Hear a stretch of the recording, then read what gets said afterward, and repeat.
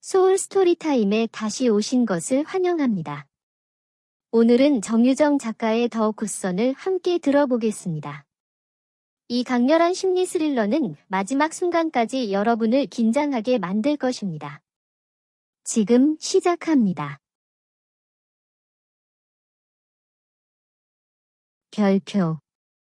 유진, 이번에는 어머니가 아니었다. 이번에는 복도에서 들려왔다. 나는 돌아섰다. 안에 있어 누군가 내 문을 두드렸다. 손잡이가 돌았다. 나는 시계를 흘깃 보았다. 오후 1시 48분 일지가 책상 위에 펼쳐져 있었다. 물론 문은 잠겨 있지 않았다. 혼자 집에 있는데 왜 잠그겠는가? 문이 열리고 이모가 서 있는 것을 보고 나는 알몸이라는 것을 깨달았다. 뭐해? 이모가 거의 미소를 지으며 말했다. 예상치 못한 일이었다.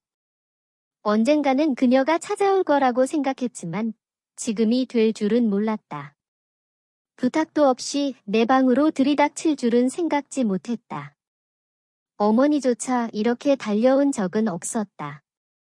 나는 내 알몸을 내려다보았다. 배의 피부가 팽팽해지고 허벅지 근육이 굳어졌다. 내 모든 집중은 이모에게 있었다. 내 적이 여기 있었다. 이건 깜짝이야. 내가 말하며 책상 앞으로 다가갔다. 나는 허벅지를 책상 가장자리에 대고 다리를 벌리고 섰다. 이모의 미소가 사라졌다. 그녀는 돌아서서 쉰 소리를 냈다. 그녀의 목에 두른 목걸이 겹이 그녀와 함께 돌면서 덜커덕거렸다. 무슨 짓을 하는 거야? 그녀가 물었다. 그녀는 당황한 것 같지는 않았지만 황홀해하는 것 같지도 않았다. 나는 그녀에게 부끄러워하지 말라고 말하고 싶었다. 그녀는 내 페니스가 엄지손가락 크기일 때부터 나를 붙잡고 지켜보았으니까. 내가 조금 자랐고 내 남성성도 자랐으니 무엇이 그렇게 무섭겠는가? 나는 청바지를 입은 이모의 둥근 엉덩이를 보았다. 그것은 그녀의 뼈대 같은 몸에서 유일하게 부드러운 부분이었다. 그것은 마치 경기장 한가운데에 있는 축구공을 연상시켰다. 나는 항상 그것을 차고 싶었다. 그녀는 어떻게 여기로 들어왔을까? 나는 오래 생각할 필요가 없었다. 혜진. 그는 어제 집을 나설 때 병원에 들러 그녀에게 현관문의 카드키와 아파트의 조합을 주었을 것이다. 그게 제가 묻고 싶은 거예요. 내가 반박했다. 그렇게 서서 뭐 하는 거예요? 이모는 여전히 얼굴을 돌리고 팔짱을 끼고 어깨를 이완했다. 옷 입어. 알겠어? 알몸이면 얘기할 수 없어. 이모는 내가 옷을 입을 때까지 천년을 기다릴 수 있을 것 같았다. 그거 좀 어려울 거예요, 이모. 제 옷장 앞에 서 계시잖아요. 그녀는 턱을 들어올리고 뒤돌아보며 그녀의 눈은 나를 훑어보았다. 그녀는 현재 상황이 자신에게 불리하다고 결정한 듯 팔짱을 풀고 문 쪽으로 돌아섰다. 그럼 아래층으로 내려올래? 확신하는. 그녀는 내 숙모로서의 품위를 지키며 겁먹지 않는다는 것을 보여주고 싶어하는 듯했다. 그녀는 턱을 들어올리고 등을 곧게 펴고 내 방을 나가 문을 닫았다. 나는 그녀가 일기를 보지 못했을 것이라고 확신했다. 유진은 다른 사람들에게 위험한 존재입니다. 최악의 사이코패스입니다. 나는 어머니 쪽으로 돌아섰다. 엄마, 이모가 나를 잡아먹으려고 왔어요. 어떻게 해야 할까요?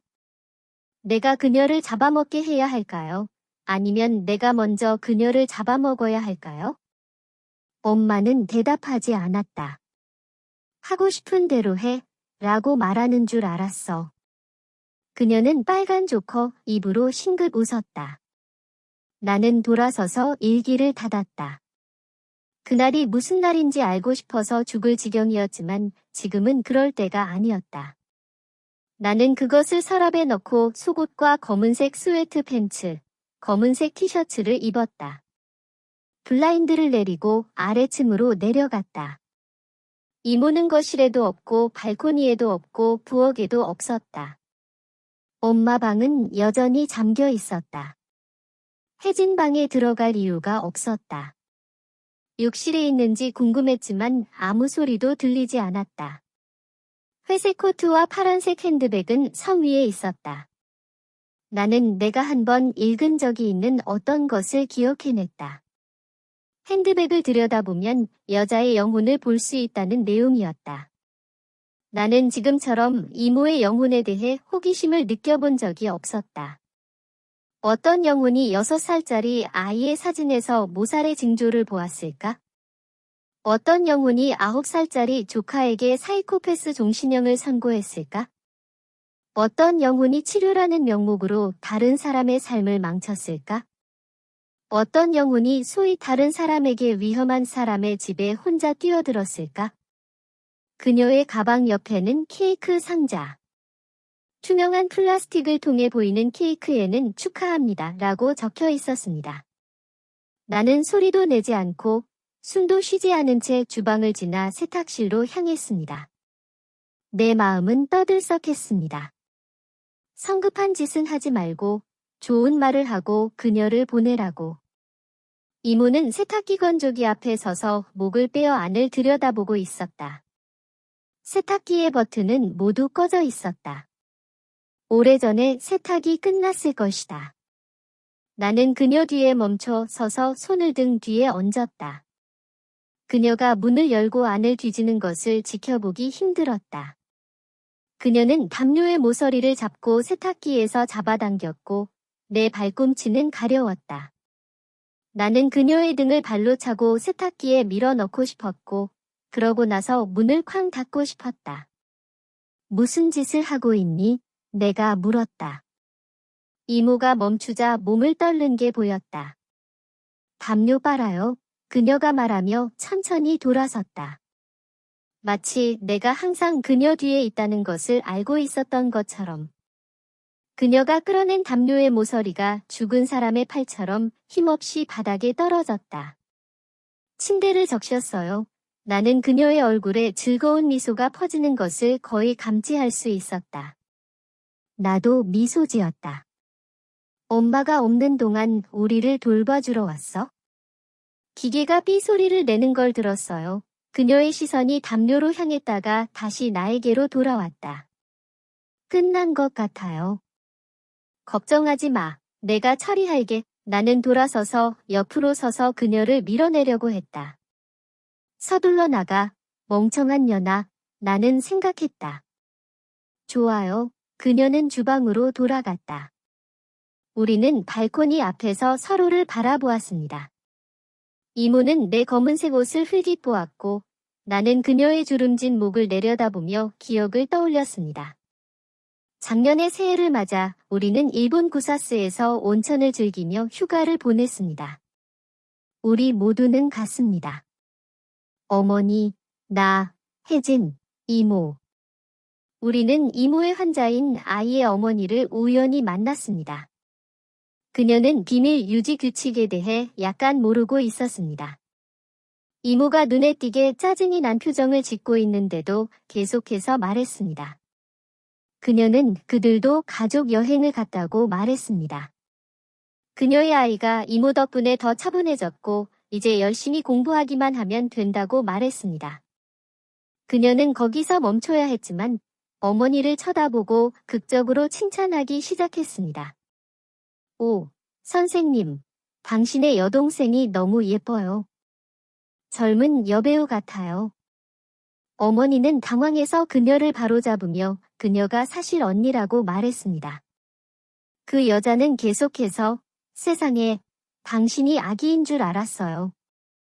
왜 그렇게 젊어 보이세요? 이모의 얼굴이 일그러졌고 이마가 깊이 주름졌습니다. 나는 그 여자가 떠난 뒤 그녀가 이게 뭐야? 라고 중얼거렸던 것을 기억했다. 별표. 유진, 이번에는 어머니가 아니었다. 이번에는 복도에서 들려왔다. 나는 돌아섰다. 안에 있어 누군가 내 문을 두드렸다. 손잡이가 돌았다. 나는 시계를 흘깃 보았다. 오후 1시 48분 일지가 책상 위에 펼쳐져 있었다. 물론 문은 잠겨 있지 않았다. 혼자 집에 있는데 왜 잠그겠는가? 문이 열리고 이모가 서 있는 것을 보고 나는 알몸이라는 것을 깨달았다. 뭐해? 이모가 거의 미소를 지으며 말했다. 예상치 못한 일이었다. 언젠가는 그녀가 찾아올 거라고 생각했지만 지금이 될 줄은 몰랐다. 부탁도 없이 내 방으로 들이닥칠 줄은 생각지 못했다. 어머니조차 이렇게 달려온 적은 없었다. 나는 내 알몸을 내려다보았다. 배의 피부가 팽팽해지고 허벅지 근육이 굳어졌다. 내 모든 집중은 이모에게 있었다. 내 적이 여기 있었다. 이건 깜짝이야. 내가 말하며 책상 앞으로 다가갔다. 나는 허벅지를 책상 가장자리에 대고 다리를 벌리고 섰다.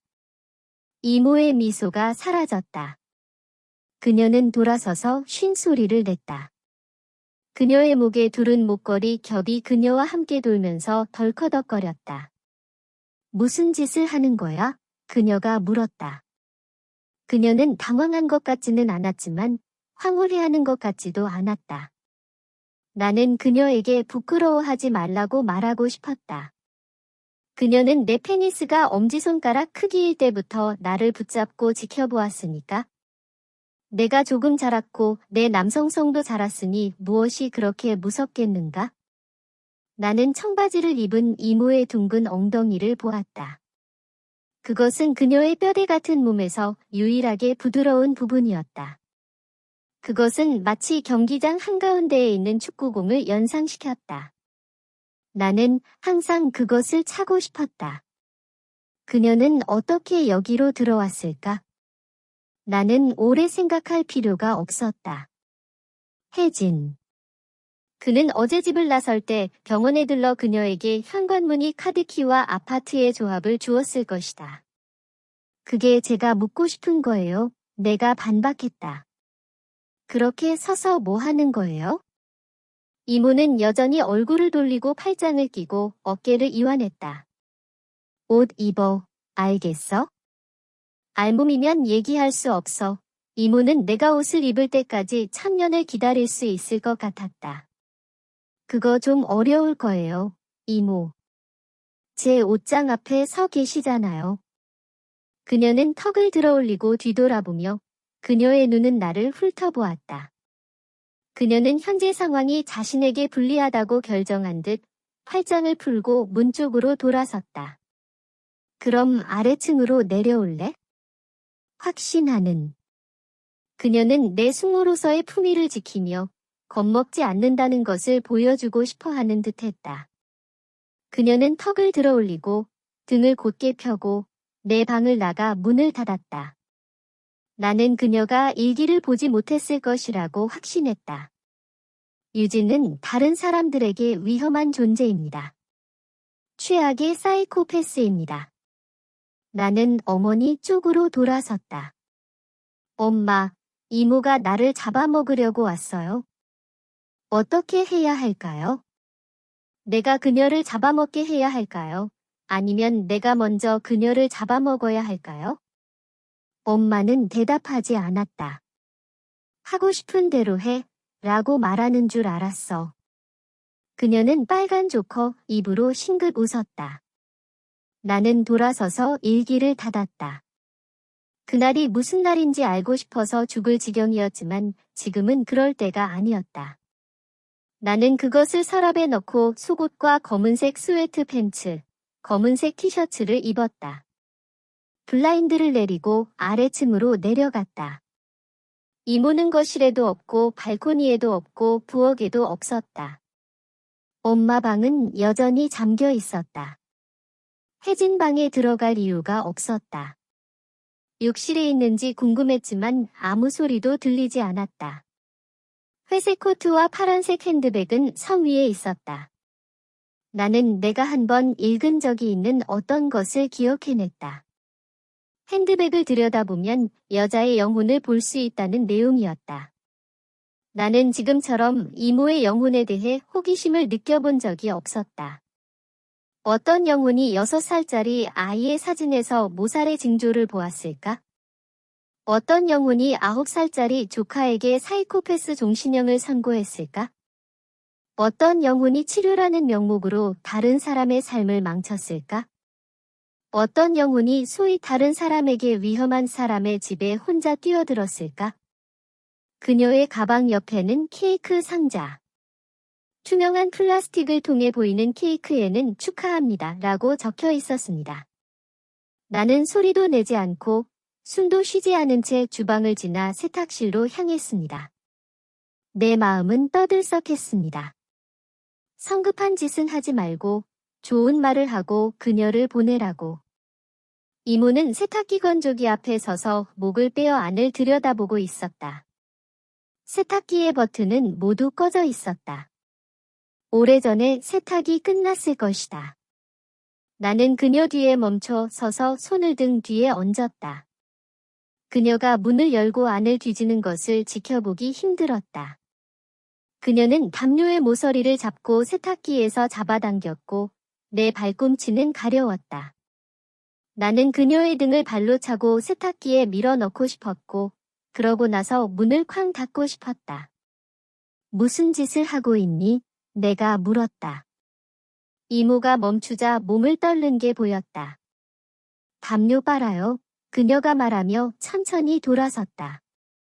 마치 내가 항상 그녀 뒤에 있다는 것을 알고 있었던 것처럼. 그녀가 끌어낸 담요의 모서리가 죽은 사람의 팔처럼 힘없이 바닥에 떨어졌다. 침대를 적셨어요. 나는 그녀의 얼굴에 즐거운 미소가 퍼지는 것을 거의 감지할 수 있었다. 나도 미소 지었다. 엄마가 없는 동안 우리를 돌봐주러 왔어? 기계가 삐 소리를 내는 걸 들었어요. 그녀의 시선이 담요로 향했다가 다시 나에게로 돌아왔다. 끝난 것 같아요. 걱정하지 마. 내가 처리할게. 나는 돌아서서 옆으로 서서 그녀를 밀어내려고 했다. 서둘러 나가. 멍청한 년아. 나는 생각했다. 좋아요. 그녀는 주방으로 돌아갔다. 우리는 발코니 앞에서 서로를 바라보았습니다. 이모는 내 검은색 옷을 흘깃보았고 나는 그녀의 주름진 목을 내려다보며 기억을 떠올렸습니다. 작년의 새해를 맞아 우리는 일본 구사스에서 온천을 즐기며 휴가를 보냈습니다. 우리 모두는 갔습니다. 어머니, 나, 혜진, 이모. 우리는 이모의 환자인 아이의 어머니를 우연히 만났습니다. 그녀는 비밀 유지 규칙에 대해 약간 모르고 있었습니다. 이모가 눈에 띄게 짜증이 난 표정을 짓고 있는데도 계속해서 말했습니다. 그녀는 그들도 가족 여행을 갔다고 말했습니다. 그녀의 아이가 이모 덕분에 더 차분해졌고 이제 열심히 공부하기만 하면 된다고 말했습니다. 그녀는 거기서 멈춰야 했지만 어머니를 쳐다보고 극적으로 칭찬하기 시작했습니다. 오, 선생님, 당신의 여동생이 너무 예뻐요. 젊은 여배우 같아요. 어머니는 당황해서 그녀를 바로잡으며 그녀가 사실 언니라고 말했습니다. 그 여자는 계속해서 세상에 당신이 아기인 줄 알았어요. 왜 그렇게 젊어 보이세요? 이모의 얼굴이 일그러졌고 이마가 깊이 주름졌습니다. 나는 그 여자가 떠난 뒤 그녀가 이게 뭐야? 라고 중얼거렸던 것을 기억했다. 나는 어제 아침 혜진이가 했던 것처럼 소파에 누워 채널을 돌리기 시작했다. 영화, 낚시. 이모가 내 머릿속에서 움직이기 시작했다. 그녀는 가방을 엄마의 책상 위에 내려놓을 것이다.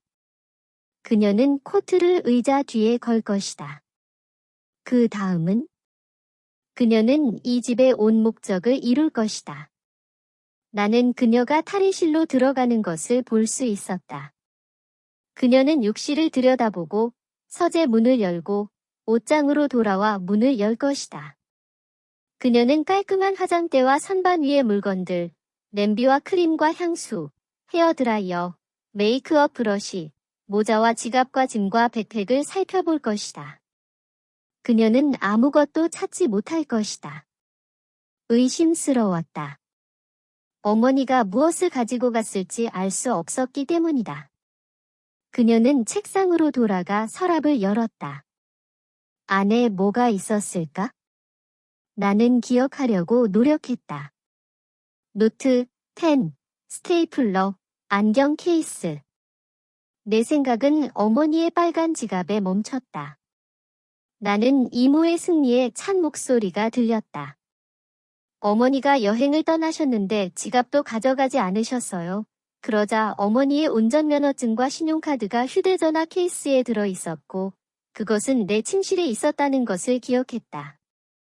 나쁘지 않다. 그녀가 나에게 물어야 내가 대답할 수 있겠지만, 그래도. 그 다음 그녀는 린넨 찬장을 열었다. 그녀는 거기서도 제자리에 없는 것을 찾지 못할 것이다. 내가 여러 번 확인하고 만진 표면을 닦았기 때문이다. 유일한 것은 매트리스였다. 나는 그 위에 흰 시트를 깔았지만 그녀가 원한다면 쉽게 들어 올려서 볼 수 있었다. 그녀가 그렇게 하고 싶어 할 가능성은 얼마나 될까?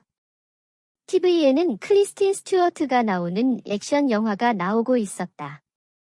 나는 리모컨을 테이블에 놓고 소파에 기대 누웠다. 나는 여자친구와 결혼할 계획을 세우고 있는 마약 중독 편의점 점원에 대한 이야기를 아무 생각 없이 따라갔다. 그 점원은 사실 기억을 잃은 CIA에 의해 길들여진 어떤 종류의 초인이었다. 시계가 4번 울리자 나는 고개를 들었다. 어제 새벽에 깨어난 이후로 한 번도 눈을 뜬 적이 없었다. 잠깐도 긴장을 풀지 못했다. 하지만 왠지 피곤하지 않았다. 눈은 마르긴 했지만 그 외에는 기분이 꽤 좋았다. 영화를 1시간 넘게 봤지만 졸리지 않았다. 이틀 전 무너지기 직전이었던 때를 떠올려 보니 온 몸이 깨어있는 것 같은 이 정도의 각성 상태는 설명할 수 없었다. 비상사태에 돌입했다.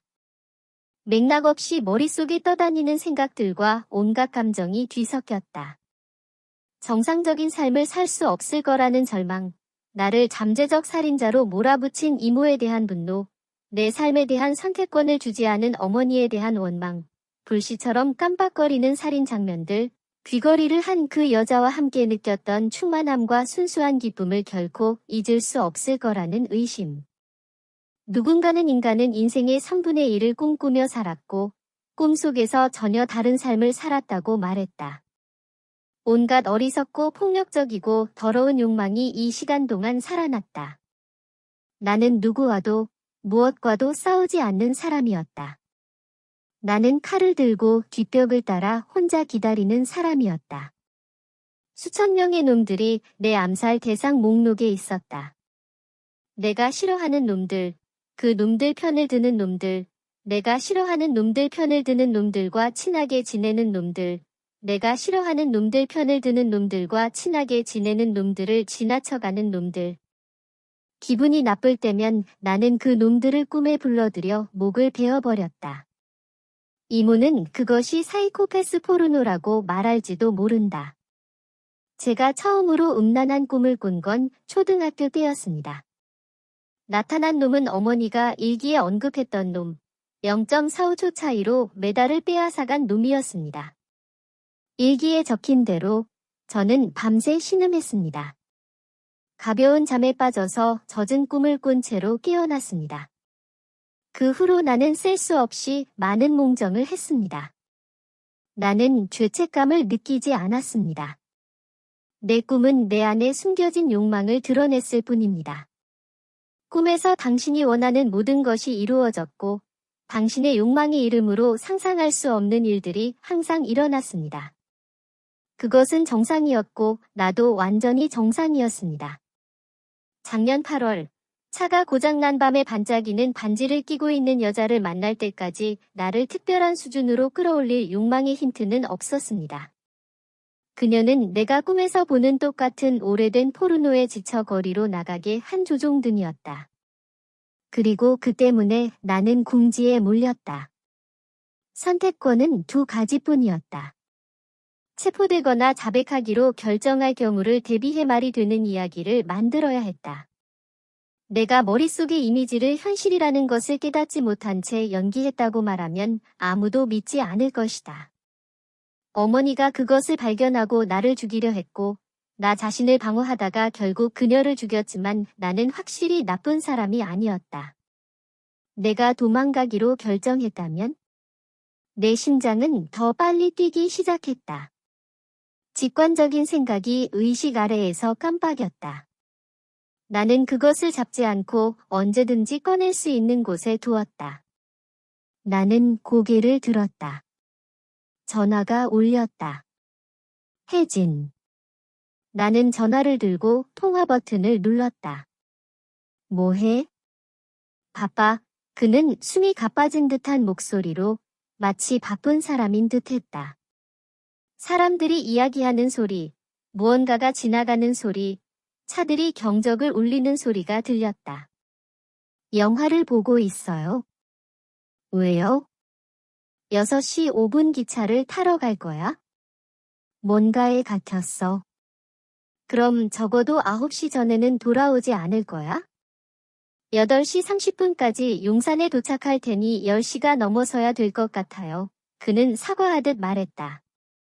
부탁 하나 해줄 수 있어요? 그가 이렇게 끌고 가는 건 무슨 호의일까? 그러세요. 나는 리모컨을 들고 채널을 바꾸기 시작했다. 내가 본 건 음식 관련 프로그램뿐이었다. 한 채널에서는 양념한 구운 갈비살을 먹고 있었고, 다른 채널에서는 남자가 고기 덩어리를 조각내며, 세 번째 채널에서는 2명의 군인이 숯불에 삼겹살을 굽고 있었다.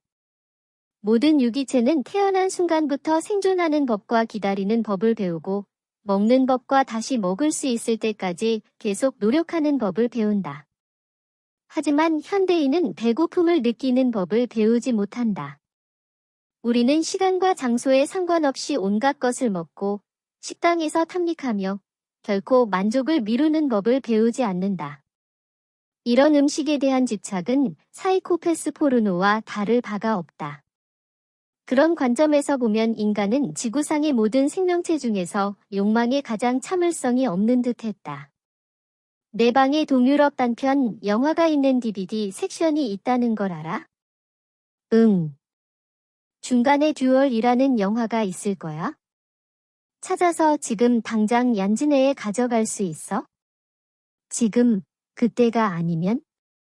나는 짜증이 나서 아무 말도 하지 않았다.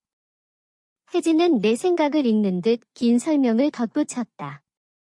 그러니까 개인 레슨 감독님이 당장 필요하신데 제가 무안에 있어서 못 가져다 드리겠어요. 그런데 감독님과 제작사 사람들이 군도 방조제 근처에 있을 거예요. 용희 선생님께 맡기면 찾아가실 거예요. 어차피 여기까지 온 거라면 아파트로 와서 가져가라고 하면 어때요? 내가 주차장까지 가져다 줄게요. 나는 어머니의 문을 흘깃 보았다. 그 사람 차가 아니고 그 사람이 그룹과 함께 있어서 까다로울 수도 있을 것 같아요. 그럼 얀지즈가 문을 열지 않으면 저는 거기 서서 기다려야 한다는 거예요? 이 시간대에는 거의 항상 열려 있어요.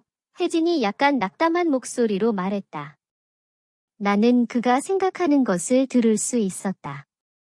당신이 휴대폰을 잃어버렸다고 생각했을 때 영종도까지 갔는데 당신은 나를 위해 이 한 가지를 할 수 없나요? 너무 바빠도 괜찮아요. 나는 너무 바빠서 라는 말을 다시 입에 집어넣었다. 내가 달려가면 20분밖에 걸리지 않을 것이다. 어머니가 항상 말씀하셨듯이 누군가가 뭔가를 주면 가장 좋은 방법은 은혜를 갚는 것이다. 나는 이 작은 은혜를 거부하고 그가 의심할 위험을 감수하고 싶지 않았다. 아니. 달려갈게. 지금은 아무 일도 없어. 혜진의 목소리가 순식간에 밝아졌다. 달릴 필요 없어. 그냥 30분 안에 일어나야 해. 그냥 용희 선생님한테 말해. 전화를 끊고 침실 문으로 다가가서 귀를 기울였다. 아무것도 들리지 않았다. 아마 이모가 이 모든 시간 동안 방을 뒤지지 않았을 것이다. 서재에서 책을 읽고 있었을까? 사실 씻고 잠들었다고 했듯이 잠들었을까? 그 외에 몇 시간 동안 할 일이 뭐가 있을까? 잠깐 나가도 괜찮을 것이다. 나는 TV를 켜두고 혜진이 방으로 들어갔다. 나는 그가 거기에 있을 것이라고 말한 DVD를 바로 발견했다. 나는 미끄러졌다. 현관 문을 열고 어젯밤에 용기 내에 신었던 러닝화를 집어들었다. 내가 그 길로 나가면 현관문 잠금 장치가 삐 소리를 낼 것이고 이모는 집안을 자유롭게 돌아다닐 수 있다는 것을 깨닫게 될 것이다. 나는 위층으로 올라갔다. 나는 문을 잠그고 패딩 조끼를 입었다. 입장 카드와 휴대전화는 주머니에 넣었다. 나는 유리 슬라이딩 문을 살짝 열어두고 옥상 데크를 재빨리 걸어가 계단으로 들어갔다. 헬로는 평소처럼 짖기 시작했기 때문에 나는 9층으로 내려가서 짖는 소리에 이모가 나올 경우를 대비해 엘리베이터를 탔다. 엘리베이터는 바로 1층으로 내려갔다. 구름이 하늘을 뒤덮고 공기는 차갑고 축축했다. 곧 비가 내리기 시작할 것이다. 내가 천천히 옆문으로 걸어가자 무언가가 나를 괴롭혔다. 나는 중요한 것을 간과했거나 중요한 것을 뒤에 두고 온 것 같은 느낌이 들었다. 나는 문을 통과했고 내 마음은 중얼거렸다. 이것이 이모의 계획이라면? 나는 발걸음을 멈췄다. 나는 마치 내 배를 주먹으로 맞은 듯한 깨달음을 느꼈다. 그녀가 집 전체를 다 뒤지려면 얼마나 걸릴까? 나는 초점이 맞지 않은 눈으로 건물을 다시 바라보았다. 10분. 엘리베이터는 여전히 1층에 있었습니다. 저는 9층에서 내려서 마지막 층으로 올라갔습니다. 제가 역순으로 내려올 때 했던 방식이었습니다. 저는 헬로의 으르렁거리는 것을 들었지만 서두르지 않았습니다. 저는 그가 사나운 짖음을 하기를 바랐습니다. 저는 이모가 그것을 듣기를 바랐습니다. 저는 그녀가 그것이 무슨 뜻인지 깨닫기를 바랐습니다. 하지만 한 번만 그의 으르렁거리는 소리가 조용해졌고 제가 아파트 문에 도착했을 때 그는 조용했습니다. 빌어먹을 쓸모없는 놈. 나는 코드를 입력하고 안으로 들어갔다. 나는 아무런 소리도 감지하지 못했다. 나는 DVD를 주방섬에 놓고 갔다. 어머니의 침실. 나는 조용히 손잡이를 눌렀다. 잠겼다. 나는 문에 귀를 대었다. 아무것도 없었다. 그녀는 잠들었을 것이다. 잠시 동안 안도감이 밀려왔다. 나는 지나치게 의심하고 착각했다. 혜진이 이모와 힘을 합칠 리가 없었다. 나는 혜진의 문을 향해 돌아섰고 내 배에서 또 다른 잔소리가 느껴졌다.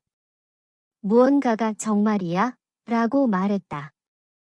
확인하는 가장 좋은 방법은 직접 보는 것이었다. 나는 그의 방으로 들어가서 어머니의 탈의실로 통하는 문으로 곧장 향했다. 나는 그녀의 욕실 문을 열었다. 그것은 사용된 것 같지 않았다. 싱크대, 욕조, 벽이나 바닥에 물 한 방울도 없었다. 변기 뚜껑은 내가 어제 그대로 두었던 것과 똑같이 열려 있었다. 유일한 차이점은 욕실 슬리퍼가 바닥에 똑바로 놓여 있었다는 것이다. 나는 그것을 벽에 기대어 두었다는 것을 알았다. 그래서 이모가 여기로 들어왔고 아마도 주변을 둘러보거나 누군가를 부르러 왔을 것이다. 나는 다시 나가서 어머니 방에 닫힌 문 앞에 섰다. 나는 잠시 멈췄다. 이모가 거기에 있을 수도 있고 없을 수도 있었다. 그녀가 있다면 나는 왜 내가 바로 걸어 들어가야 하는지에 대한 이유가 필요했다. 나는 어머니 책상에서 무언가를 가져와야 했지만 두드리면 그녀를 깨울 것이라고 생각했다. 그것은 엉터리 변명처럼 들렸다. 어쩌면 그냥 신경 쓰지 않고 이유를 말하지 않는 것이 나을지도 모른다. 이모가 내 방에 들어왔을 때 행동했던 것처럼. 나는 천천히 문을 밀며 바랐다. 안에 있어줘. 자든 안 자든 방에 있어줘. 어떤 유명한 소설가가 인류의 모든 문제는 사람이 방에 조용히 앉아서 아무것도 하지 않는 데서 비롯된다고 말하지 않았나? 나는 안으로 들어갔다. 방은 비어 있었다. 내 심장은 약간 두근거렸다. 그래서 그녀는 무슨 대가를 치르더라도 떠났다. 나는 뜨거움을 느끼기 시작했고 피부와 근육이 따끔거렸다. 소음이 내 귀에 쏟아졌다. 멀리서 길을 따라 달리는 차들, 건물 어딘가에서 울리는 아이들의 날카로운 웃음소리, 위아래로 움직이는 엘리베이터, 주방의 냉장고, 머릿속에서 쿵쾅거리는 내 맥박. 나는 이것이 발작의 전조가 아니라는 것을 이제 알았다. 그것은 내가 충동을 느꼈을 때 일어난 일이며 내 흥분과 그것을 따라가야 할 필요성에서 비롯된 반응이었다. 나는 책상에 멈췄다. 내가 상상했던 대로 이모의 코트는 의자 뒤에 있었고 핸드백은 책상 위에 있었다. 그녀가 서랍을 뒤졌는지 아닌지 알 수 없었다. 어머니의 지갑을 포함한 모든 것이 제자리에 있는 듯했다. 발코니로 통하는 커튼이 옆으로 밀려있는 것을 알아챘다. 침대 내가 단단히 깔끔하게 덮은 담요는 약간 흔들렸다. 그녀는 그것을 사용하지 않았다. 그녀는 이불을 들어 올려서 보았다. 나는 침대로 가서 담요를 뒤로 던졌다. 밑에 깔린 시트가 느슨해졌다. 그녀가 혈흔을 봤다는 뜻인가? 내가 아래층으로 매트리스를 옮길 때 매트리스를 뒤집어서 그녀가 우연히 그것을 발견할 수 없었을 것이다. 그녀는 담요를 뒤로 젖히고 매트리스를 들어 올려서 아래를 살펴봐야 했을 것이다. 그녀는 혜진에게 조용히 전화하기 위해 욕실로 들어갔을 것이다. 그녀가 그에게 유진이 당신 엄마를 죽인 것 같다고 말했나? 내가 집을 수색해야 하니까 그를 유인해낼 수 있니? 뭐해? 바빠? 혜진이 전화했을 때 숨이 찬 것 같았다. 아마 흥분했을 것이다. 평소보다 반 옥타브 높은 목소리였는데 마치 기분이 좋아. 어머니 이야기를 들었더라면 그런 소리를 했을 리가 없었다. 그리고 혜진과 이모는 그렇게 친하지 않아서 내가 모르게 몰래 연락을 주고받았을 때가 아니라면 직접 눈으로 혈흔을 보지 않고도 그냥 믿을 수 있을 리가 없었다. 아마도 이모가 정확한 이유를 설명하지 않았고 혜진이는 모든 진실을 모른 채 따라갔을 수도 있다. 그래도 그것은 그가 그녀와 협력했다는 것을 의미한다. 나는 내 뒤에 침실 문을 닫고 거실로 들어갔다. 나는 열쇠 캐비닛을 확인했다. 모든 열쇠가 사라졌다. 그녀는 내가 생각했던 대로 정확히 그녀가 하길 바랐던 길로 향하고 있었다. 하지만 나는 위층으로 달려가 그녀를 막고 싶지 않았다. 그녀가 내 방의 미닫이 문을 지나지 않았다면 나는 괜찮을 것이다. 우리 둘을 위해서라도 그녀는 그 이상은 가지 않는 게 낫다. 위에서 쿵 하는 소리가 들렸고 낮고 둔탁한 진동이었다. 나는 내가 운이 없다는 것을 금세 깨달았다. 그 소리는 그녀가 지붕데크로 가는 슬라이딩 도어를 부주의하게 닫는 소리였다. 나는 무슨 일이 벌어질지 즉시 깨달았고 가슴에서 심장이 쿵쾅거리기 시작했다. 내 인생이 이렇게 절박한 곳에 있는 것만으로 충분하지 않은가? 이제 그것은 마침내 나를 막다른 길로 밀어넣고 선택을 하도록 강요하고 있었다. 소울 스토리타임을 시청해주셔서 감사합니다. 오늘의 이야기가 마음에 드셨다면 좋아요와 구독을 눌러주세요. 매주 별표 월요일, 수요일, 목요일, 토요일 별표의 새로운 이야기로 찾아뵙겠습니다. 다음 이야기까지 행복한 시간 보내세요. 그럼 안녕.